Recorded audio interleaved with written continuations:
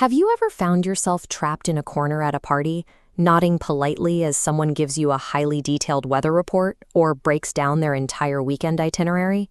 It rarely feels like a casual chat. Instead, there's a distinct, almost physical weight pulling at your focus, accompanied by a desperate internal countdown ticking away until you can excuse yourself. Society is incredibly quick to pathologize this reaction. If you regularly step away from the crowd to avoid the chatter, you usually get tagged with labels like socially awkward, intensely shy, or aloof and arrogant. Psychologists look at this aversion from a different angle. They've found that the same mental machinery required for high-level reasoning and emotional complexity is often the very thing that makes surface-level conversations so difficult to sustain. To understand why a gifted brain might physically reject these seemingly harmless interactions, we have to look past the social norms and examine how different minds literally process reality. When forced into a mundane conversation, a gifted mind experiences an immediate, measurable physiological response.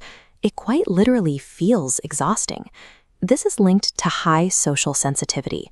In these individuals, the nervous system runs at a higher, demanding frequency.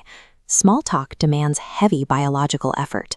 As superficial inputs force engagement, they aggressively burn through available cognitive energy. While an average person might comfortably navigate a 2-hour networking event, someone with a highly sensitive system will watch their social battery drain to zero in a fraction of that time.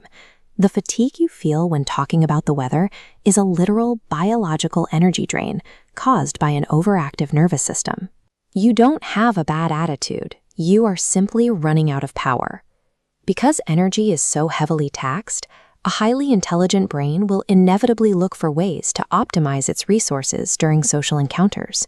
Usually, it does this by shutting off vocal output entirely. Psychologists call this active observation. The brain makes a calculated choice to stop talking so it can dedicate all processing power to data intake. In this quiet state, the mind starts vacuuming up a massive amount of subtle, complex information, tracks microscopic shifts in vocal tone, maps body language, and registers suppressed emotions others miss. All of that gathered data is immediately fed into an analytical loop, allowing the brain to map out the underlying logic and the genuine intentions of the people in the room. Compare that incredibly dense stream of information to the flat, uninformative script of standard small talk. One provides a rich map of human behavior, while the other is basically static noise.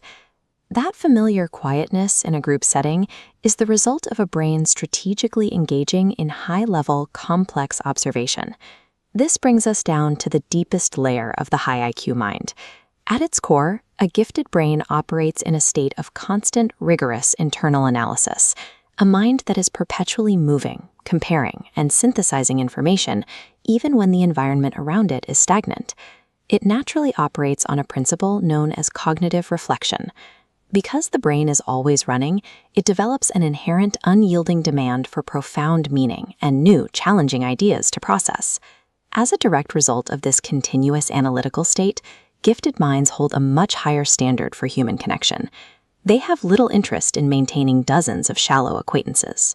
If you require deep, complex concepts to stay fully engaged, everyday small talk acts just like cognitive junk food. These are empty conversational calories that fail to nourish a mind seeking substance. A highly intelligent brain will naturally filter out these superficial relationships. It clears out the noise to protect its capacity for genuine, profound connection. Managing a constantly running, highly analytical mind produces one inescapable consequence: the absolute necessity of solitude. Society often confuses this with isolation, but solitude serves a distinct biological purpose as a mandatory charging station for a high-functioning brain. You simply cannot properly execute cognitive reflection while navigating the chaotic noise of a crowded room. The brain requires physical and auditory space to process its backlog of data and finally recharge those specific mental batteries. So, if you are the kind of person who regularly chooses silence over unmeaningless chat, it does not mean you are weird, broken, or antisocial. Your brain simply operates on a deeper frequency. It requires a level of meaning and intellectual depth that small talk was never built to provide. Recognizing this psychological reality gives you the freedom to stop forcing empty connections and start honoring how your mind actually works.